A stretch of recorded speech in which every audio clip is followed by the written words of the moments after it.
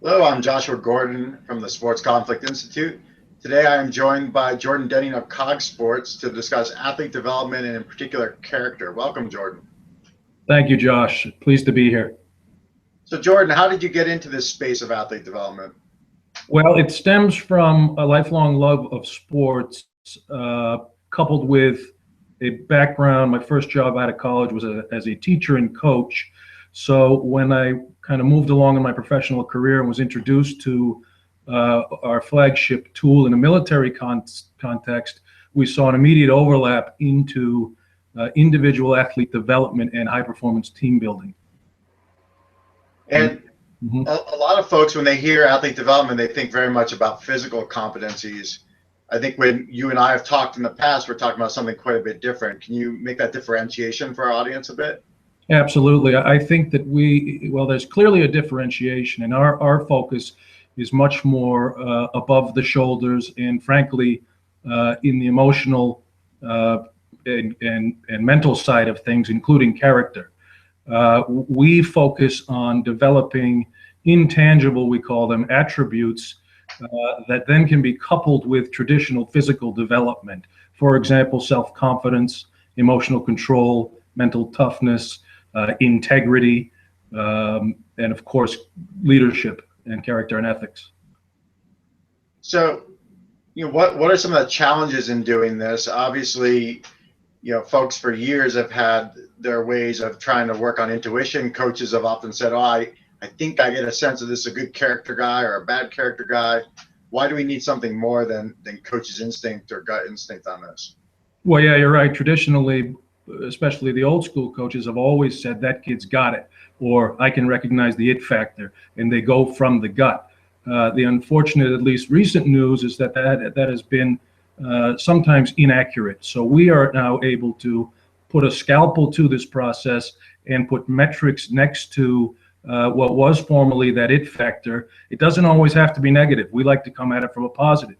That athlete has tremendous leadership skills, even though they may be physically, a little short or slow, something like that. Or that's your best, that's your most mentally tough player. And then we're able to build upon those positives, those stronger attributes, to shore up where there may be some shortcomings. And are these attributes then that, for the most part, are something you can build off of once you figure out where there are deficits, or are they more about selection and trying to find the right athletes for a team or program? Well, it really depends on the scenario and the engagement. At the higher levels, it often becomes a business decision in terms of who you're going to bring in based upon their character and ethics profile. At the, let's say, prep school level, it's very much a life skills development process. It's a broad student athlete development tool, really, and we like to build upon, like I said, the positives. And if a player is having some difficulty in, let's say, focus, for example, we have exercises that we can prescribe to work on those intangible areas. It sounds like a lot of what you're talking about is some of these things can prove to be barriers to talent being brought to full maturation. And so if you really want a talented athlete to perform at a high level, these character matters actually matter quite a bit more than maybe people realize. Oh, they're huge, and you hit it right on the head there. It's sort of a new way to evaluate talent, quote unquote. We always hear that phrase, evaluating talent, and until recently, that didn't go much beyond what's your 40 time, how much do you bench, how high can you jump, how fast are you. Now it's almost imperative that you tie in things like character, like emotional control, like coolness under pressure, like leadership skills as part of that evaluation.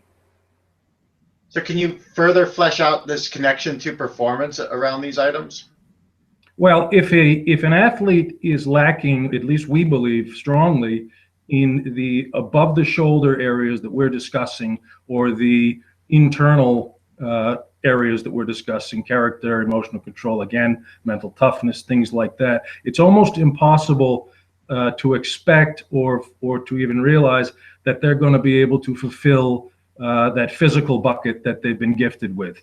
And for example, if a football player, right, he's got tremendous speed, tremendous strength, all the things you want, but his listening is poor. Therefore, he can't be coached. Therefore, he never executes the play properly. To the extreme, we've got,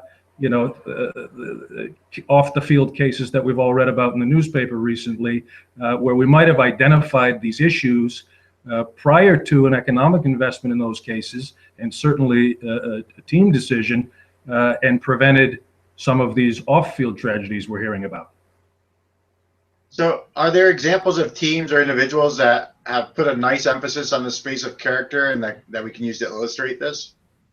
Oh, sure. I mean, that certainly not all bad. And all of them, I think, have taken a longer, harder look at the importance of it with the people that they bring in.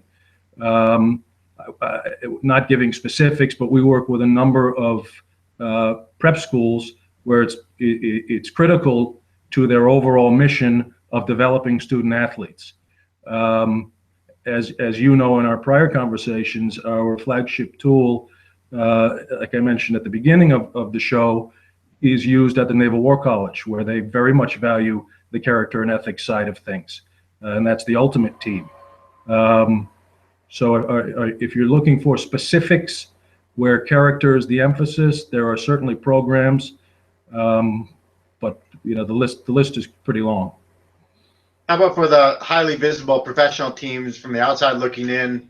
What are some of those teams that best exemplify character being a real competitive advantage? Well, I'm biased. I would say the Patriots, but they've had some issues of late. Character is always a competitive advantage, I think, and all the teams will tell you that they value it.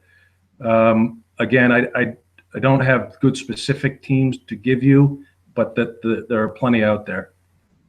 Yeah, a lot of times when I think about it, at least I think about folks like the San Antonio Spurs. Oh, certainly. You're talking in the way that they execute and perform on the court. The Spurs are a great example, and we think that's one of the reasons why they've been able to keep the same nucleus for so long, and that comes from above in Popovich and his methods. He very much values character. Tim Duncan is a perfect character guy. Now that you're jogging my mind a little bit on this one. And the league needs more and more of those types of athletes. Now you'll notice the longevity of his career, the way he stays under the radar. His leadership is often unnoticed, but look at the championships and look at how that team has been able to stay together. And also off the court, it does seem like you really generally read about very positive stories coming out of San Antonio, and not a litany of negative issues, the things that we've been seeing in the NFL in the last year. Sure. No, they clearly have an internal code within the building among the team, and they live by it. And I would not doubt it if they draft accordingly. And a guy like Kawhi Leonard, who's having a tremendous early career, I bet he's a high character guy. And Jordan, it seems like teams are searching for proxies for character. For example, your New England Patriots that you mentioned a moment ago, they've drafted a huge portion of captains from college teams over the last several years. And that strikes me as an attempt to try and find character by another label. What are some of the more precise ways from your process, your methodology, that you can look at character? Well, the most precise way, obviously, is to utilize our assessment, and then that will give you a deep and accurate look into an individual's character. Now, again, it's not used in professional arenas solely, but it is highly accurate, and it's a precise tool. So you're not guessing. Obviously, the way somebody conducts themselves over a long period of time is a look into their character. Do they have off-field issues? So it's really, but we, of course, we like to say our tool is the most accurate way to do it. And so as we look into the future, what are you seeing as the untapped potential around this space of character development, athlete development, and really what's the next frontier that we can expect?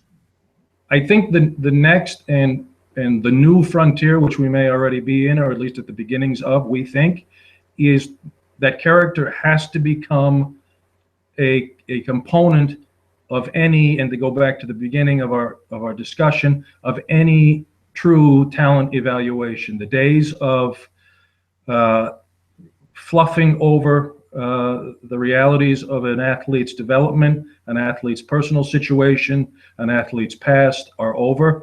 And I think that character and leadership, much like in other industries, are going to become much more emphasized and critical to not just, in sort of a preventative measure, but to be successful as a team ultimately, and as you mentioned earlier, for an individual athlete to reach his or her full potential when paired with their physical gifts.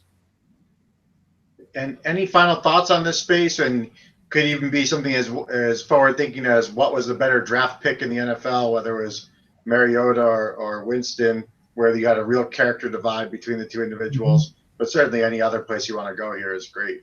No, I think that's a very interesting point, and I think that is part of the horizon we just talked about. It's going to get very, very specific, and I think more and more, I guess, sharper in terms of making the determination, and ways will be developed in making the determination predictively whether Mariota's the guy or Jameis is the guy.